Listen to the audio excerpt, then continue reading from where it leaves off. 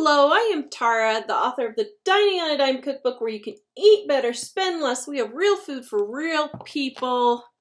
This is my wonderful assistant Janelle, and she is talking about camping today.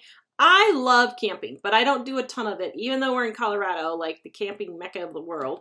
But we don't do a ton of it just because we don't have a camper, and quite frankly, with my fibromyalgia, I don't feel like sleeping on the ground with a tent. Right. But my assistant Janelle, she does a ton of camping, and we wanted to give you some camping tips on how you can save money camping, because it really doesn't have to cost a lot. You don't have to spend money on the $100,000 RV, any of that stuff. You can do it actually inexpensively. So Janelle is going to give us some of her camping tips. Take it away, Janelle. Hi, everybody. Well, I just wanted to give you some ideas and some things to think about if you're thinking about camping for the first time. One of the best tips I have is just to think about your goals. Why do you want to go, and what are you hoping to get out of it? Do you want to be hiking with your kids? Do you want to be at a place that has amenities? There's places you can go that has cable.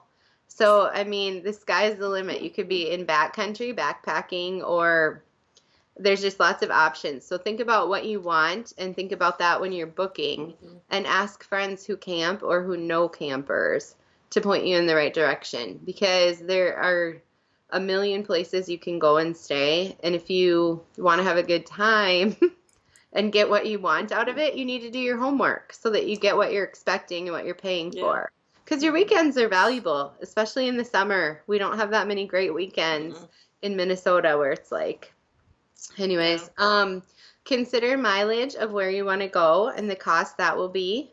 Consider if you're going to be in a tent. Some people, we have friends who have a camper that are bringing a tent to the Grand Canyon this summer because it's just too expensive to pull there. So they thought that all through and waited, and they're just happy to be in their tent with their kids. So think about things like that, and don't feel like you're locked in. Just like we have other friends who have a seasonal site that will sometimes pull off it and go stay somewhere else. There are some people who feel like we're paying for a seasonal site at a campground, and so we can't go anywhere else. And that's not necessarily true. So just think through your options. So what is that? I've never heard of that before. So a seasonal site would be at a campground where you just pay a flat rate for the summer, for the year. And then you might pay for your electricity. It varies by location, but it'll be, I've seen a couple $1,000 up to, there's some places where you can own your lot forever, and that's like $12,000. I have never heard of electricity. Yeah. So that's an option. There's so many options. So if you're just getting started, definitely talk to people and hear what you could do. Yeah. But some people just feel like once they've paid for something like that, they're locked in. Yeah. And so you need to just think about how you feel about that. When we book places, my husband is a very good planner, and he's really into this. So he will call them. He will look at their Facebook page. He will look at online promotions. And there's one place we stay that it is always cheaper if you call than if you book in any other method. So that's true with hotels or anything like that, because they have to pay a booking fee to like Travelocity or Expedia or whatever, and sometimes they'll give you a discount if you just call the hotel yourself. Yeah, so when you're done looking and you've decided where you want to book, be sure you call and say, is this really your best rate? Is there anything else you can do? Sometimes you can get an upgrade too. It just depends, but it's definitely worth doing your homework. Yeah.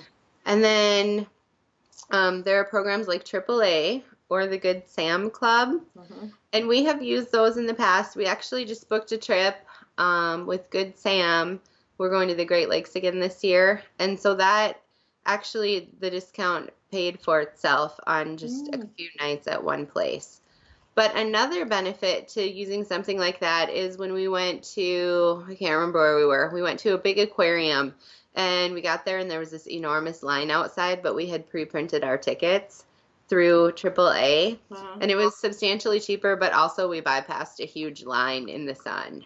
Oh, that's great. Well, when you're considering things like that, time might not seem so valuable to you until you're standing there with your kids in the sun, and it's like they're already starting to get tired. It's just really important to plan well.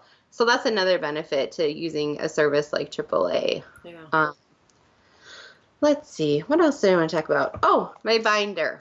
if you're going to camp regularly, you're going to want to get a binder and just, I have some, I don't know how well you can see this. I just have the clear plastic sleeves in here, and I'll have notes about meals.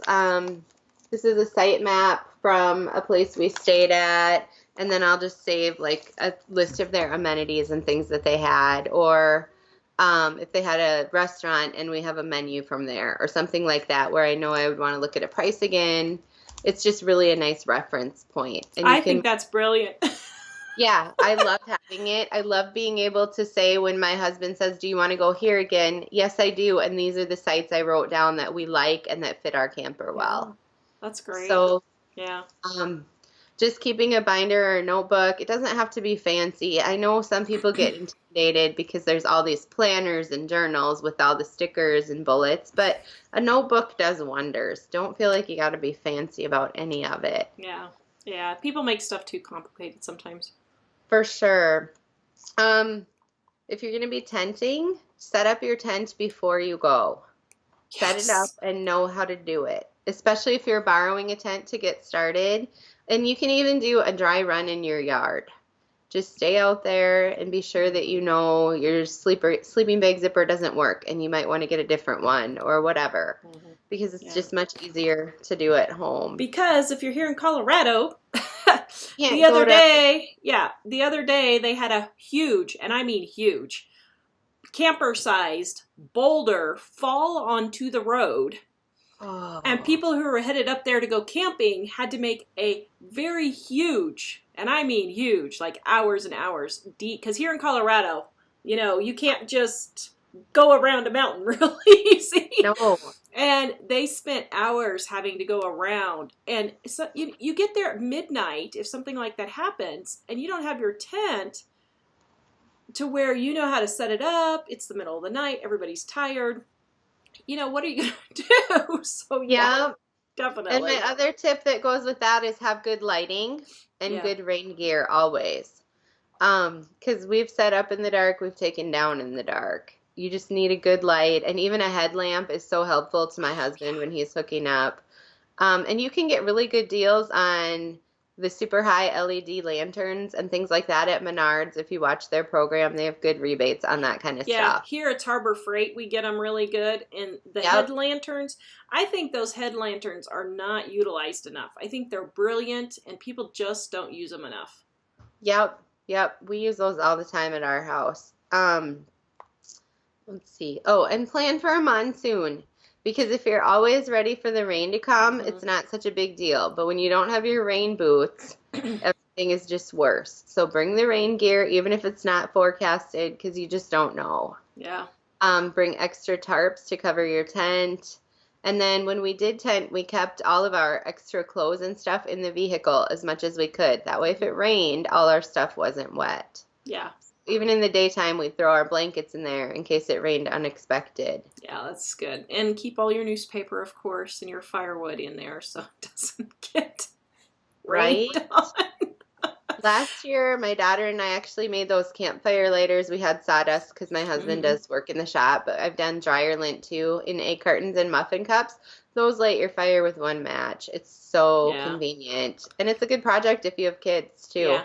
And here in Colorado, it's not a big deal. I mean, we're a dry state, and I mean, stuff will dry out literally in an hour here. But in places like Minnesota, Kansas, Nebraska, I know it does not dry out that quick. And so you want to be able to be prepared for the rain just so you're not miserable for your whole vacation where you're supposed to be relaxing.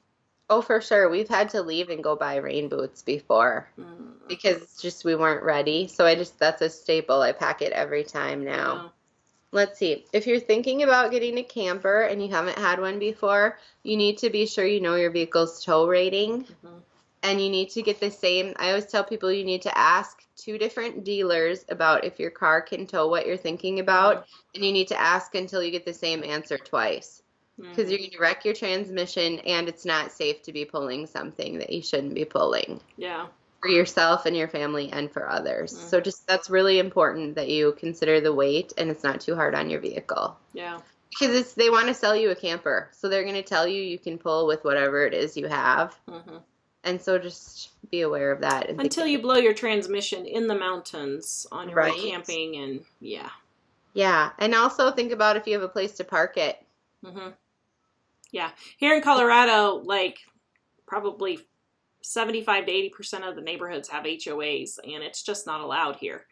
Yep. And although what's funny is it's $100 a month to park your camper about at a storage place, but it's $25 a month for the HOA fine. So people just leave them out and pay the HOA fine every month. That's also. hilarious. Maybe they need to rent their camper out and have it be an income when Well, they're not. here's the thing. Mike and I, as we were looking for places here, that is actually one thing that we have looked at, is getting enough land so that we could do something like park, 50 boats or RVs on our property. That would be a nice little chunk of money. And so people never think about, details like where am I going to store it, but... Yep, or insurance is another important one. It's not very much to insure a camper, but you want to do it, especially if you're taking payments, which I don't recommend. Buy the older model, and you'll be just fine. Pay cash. Yeah. Yep, I totally agree. All right, is that all your tips for just basic camping ideas? Yeah, I think so. Okay. All right. Please like, subscribe, and share. Please check out our Dining on a Dime cookbook, where you can have lots of camping recipes in here, like our sloppy joes, which my kids love, love, love. Please check it out in the description below, and we're going to be back with more camping tips with Janelle next time. See you guys later.